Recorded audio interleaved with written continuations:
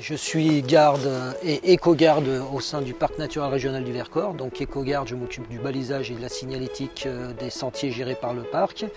Et garde, donc je suis sur les hauts plateaux, sur la réserve nationale des hauts plateaux du Vercors.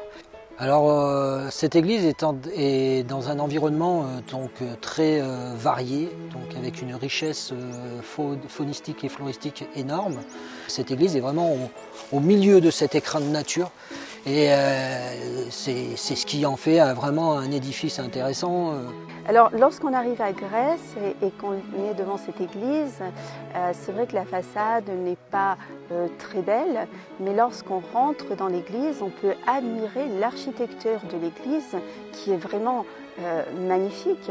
Le chœur, lui, a été construit au XIVe siècle. Il est d'architecture gothique avec une couverture en croisée d'ogive.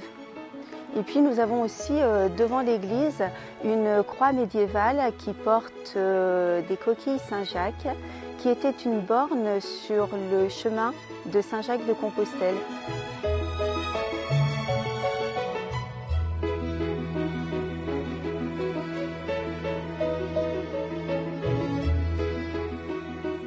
Alors donc, je suis née juste sur la place qui domine l'église et j'avais l'habitude de surveiller le coq qui est au sommet du clocher.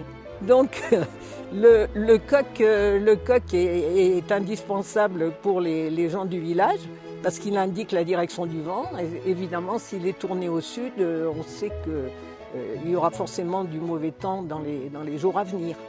Alors le problème est que l'église connaît plusieurs détériorations au niveau de la charpente, au niveau de la couverture, sur la voûte également. Et puis on constate des fissures sur certains murs. Alors aujourd'hui, l'église est fermée par mesure de sécurité. Oui, c'est un peu triste parce que c'est un lieu de vie et elle accueille aussi des concerts. Lorsqu'elle était ouverte. Et voilà, et à l'avenir, elle pourra accueillir d'autres événements culturels. Quand je pense, il y a 800 ans, les efforts humains et financiers qu'elle a coûtés, on ne peut être qu'admiratif du travail qui a été fait par les générations précédentes de Gressois. La bonne nouvelle est que dorénavant, vous pourrez participer à la restauration de notre église à l'aide d'un don que vous ferez à la Fondation du patrimoine et qui sera spécialement dédié à la restauration de l'église.